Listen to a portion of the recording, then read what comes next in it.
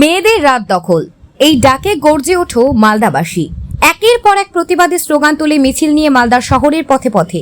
জেলার Englishbazar post office মোড়ে মোমবাতি হাতে গর্জে উঠল মহিলারা। রাতের দখল নাও মেয়েরা, অপরাধীদের ঘুম উড়িয়ে দিয়ে মেয়েরা রাতের দখল নাও, এরকমই প্রতিবাদী স্লোগান তুলে ধরে মধ্যরাতে মালদার শহর দখল নিল শয়ে শয়ে মহিলা। আরজি করের ঘটনার প্রতিবাদ জানিয়ে গোটা রাজ্য জুড়ে আজ মধ্যরাত দখল করে মহিলারা, যেন অকাল দেবী পক্ষের সূচনা গোটা রাজ্যের সাথে সাথে মালদাতেও।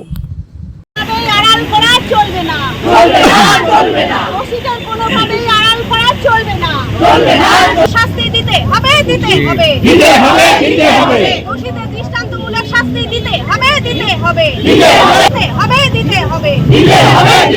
নারীদের নিরাপত্তা নেই কেন, জবাব চাই, জবাব দাও। নারীদের নিরাপত্তা সুরক্ষিত নয় কেন, জবাব চাই, জবাব দাও। আমাদের সেবার ভয় গায়ের লোক খারাপ হয়ে যাচ্ছে। আপনাদের সামনে বলবো, আজকে আমার ঘরের মেয়ে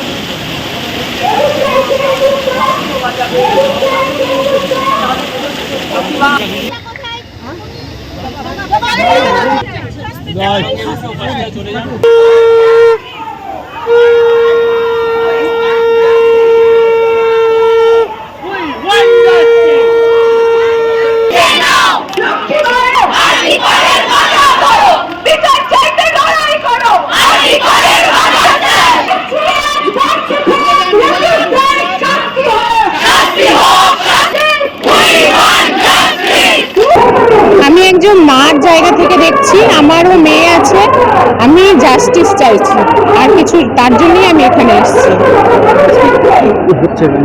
আজকে সমস্ত মেয়েদের এই যে এইভাবে যা হলো আরজি করে, সেটা যেন সেকেন্ড টাইম আর না হয়, তার জন্য আমরা এখানে এসেছি।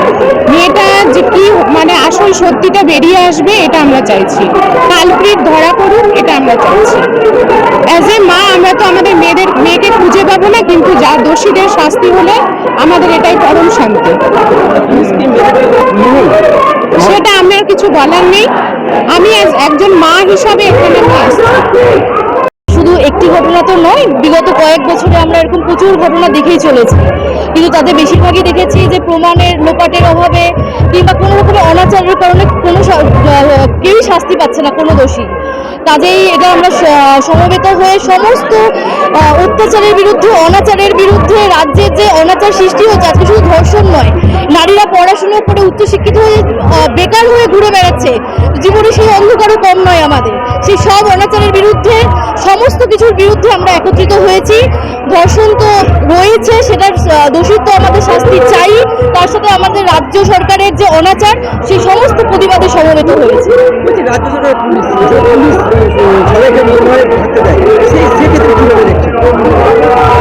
এই ক্ষেত্রে আরজি করের বিষয়ে তো আমরা প্রথম থেকেই দেখেছি যে পুলিশ প্রথমে আত্মহত্যা করলো, পরবর্তীতে তো বললো যে মিতার দেহে 2 রকমের সিমেন্ট পাওয়া গেছে, এখন বলছে একজনই অপরাধী।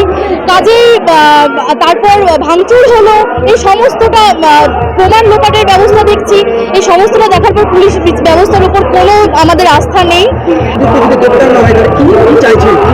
আমরা বৃহত্তর আন্দোলনে নামার সমস্ত রাজ্যবাসীকে আবেদন জানাচ্ছি, শুধু ধর্ষণের দোষীদের শাস্তি শুধু নয়, সমস্ত অনাচারকে একত্রিত করে যেন একটা বৃহত্তর আন্দোলন রাজ্যে গড়ে তোলা হয়, সেটার জন্য সকলকে অনুরোধ করবো, সমস্ত রাজ্যবাসীকে।